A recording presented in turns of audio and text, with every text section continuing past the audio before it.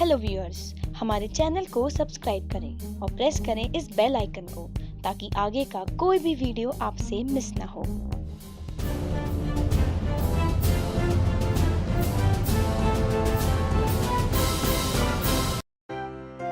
भारत विभिन्न संस्कृतियों, धर्मों और त्योहारों का देश है।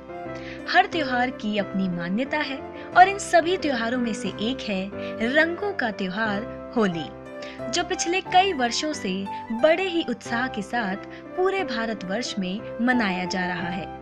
होली प्रमुख रूप से हिंदुओं का त्योहार है, परंतु सभी धर्म के लोग एक साथ मिलकर बड़े प्रेम से इसे मनाते हैं।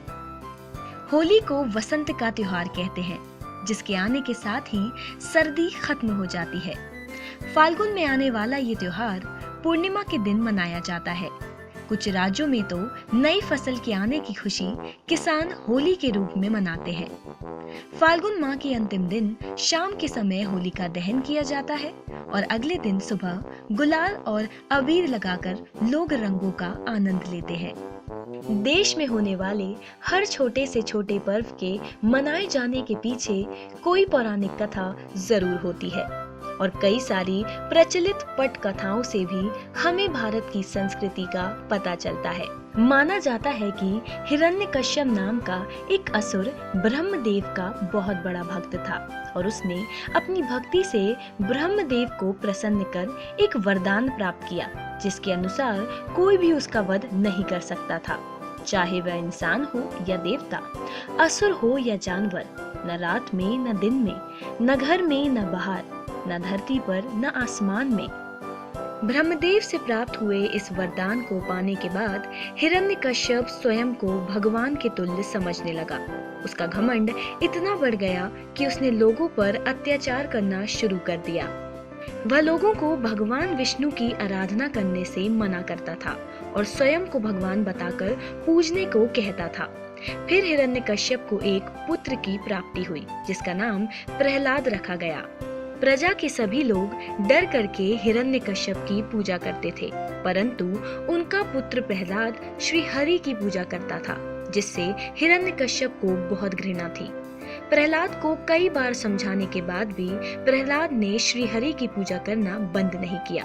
तत्पश्चात हिरण्यकश्यप का क्रोध इतना बढ़ गया कि उन्होंने अपने ही पुत्र को मारने का फैसला किया। हिरण्यकश्यप ने प्रहलाद को मारने के लिए कई रास्ते अपनाए।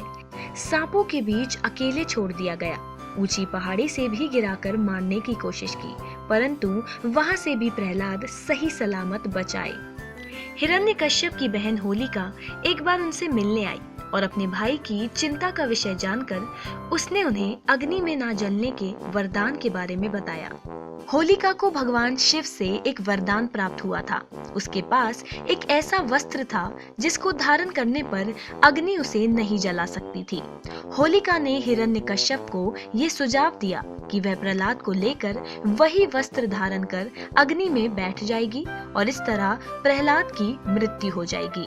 यह सब करके हिरण्यकश्यप लोगों को डराना चाहता था कि यदि उसकी बात किसी ने नहीं मानी तो उसका हश्र भी उसके पुत्र जैसा ही होगा।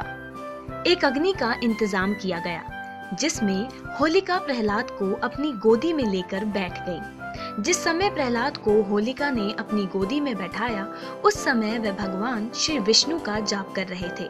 अपने भक्तों को बचाने के लिए श्री विष्णु ने भी कुछ ऐसा किया जिससे उनके भक्त का कोई कुछ ना बिगाड़ सका। ऐसा तूफान आया कि होलिका के वरदान प्राप्त वस्त्र तूफान में उड़ गए और उस अग्नि में होलिका जलकर राख हो गई। तब से बुराई पर अच्छाई की जीत के स्वरूप में होली का त्योहार मनाया जाता है। होलिका की अग्नि में जलकर खत्म होने से ही होली की शुरुआत हुई। होली से ठीक एक दिन पहले होलिका दहन होता है, जिसमें लकड़ी, घास और गाय का गोबर से बने ढेर में लोग अपनी आग की बुराई भी इसके चारों ओर घूमकर आग में जलाते हैं। दूसरे दिन एक दूसरे को गुलाल और अबीर लगाकर खुशियों का उत्सव मनाया जाता है। ये थी होली की कथा। इसी तरह की बातें जानने के लिए हमसे जुड़े रहें। लाइक, कमेंट और सब्सक्राइब करना ना भूलें।